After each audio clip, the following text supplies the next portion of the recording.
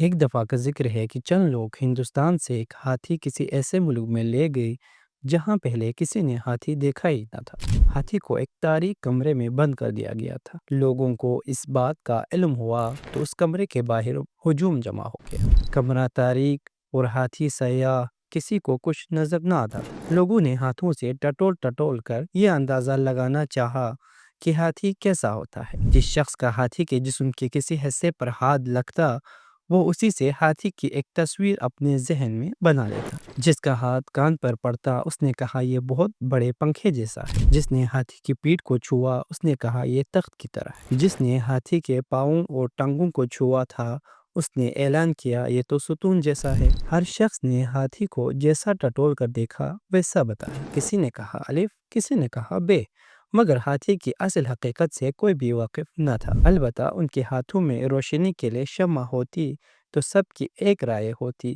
یہ اختلاف نہ ہوتے اور انہیں معلوم ہو جاتا کہ ہاتھی کی اصل شکل و صورت کیسی ہوتی ہے۔ ناظرین، اس سے ہمیں یہ سبق ملتا ہے کہ ادھورا علم ہمیں سچائی سے دور رکھتا ہے۔ ہر شخص نے ہاتھی کا ایک حصہ دیکھا اور اسے مکمل سمجھ لیا کیونکہ وہ اندھیرے میں تھے۔ اگر روشنی ہوتی تو سب کو اصل حقیقت کا پتہ چلتا۔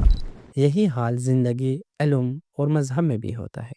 جب ہم صرف اپنی محدود سوچ یا جزوی معلومات پر انحصار کرتے ہیں تو سچائی کے بجائے اختلاف اور غلط فہمیاں پیدا ہوتی ہے۔ اصل بصیرت تب حاصل ہوتی ہے جب ہم علم کی روشنی، تحقیق اور کھلی سوچ کے ساتھ کسی چیز کو مکمل طور پر سمجھنے کی کوشش کرتے ہیں۔ لہٰذا سیکھنے، سمجھنے اور ایک دوسرے کی بات کو سننے کا جذبہ رکھیں۔ یہی شعور کی روشنی ہے جو ہمیں جہالت کے اندھیرے سے نکالتی ہے۔